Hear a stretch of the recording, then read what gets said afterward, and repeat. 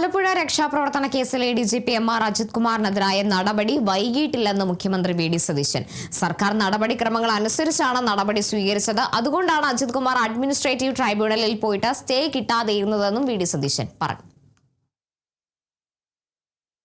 നമ്മൾ ആ കേസൊക്കെ ഒരു ധൃതിയും കൂടാതെ സമചിത്തതയോടുകൂടി ഏകാഗ്രതയോടുകൂടി കാര്യങ്ങൾ മനസ്സിലാക്കി SIT രൂപീകരിച്ച ആദ്യത്തെ മന്ത്രിസഭാ യോഗത്തിൽ ആ SITയുടെ അന്വേഷണത്തിൻ്റെ ആദ്യത്തെ റിപ്പോർട്ട് കിട്ടി. ആദ്യത്തെ റിപ്പോർട്ടിലെ കാര്യങ്ങൾ അനുസരിച്ചുകൊണ്ട് അവരെ ബന്ധപ്പെട്ട ഉദ്യോഗസ്ഥരെ സസ്പെൻഡ് ചെയ്തു.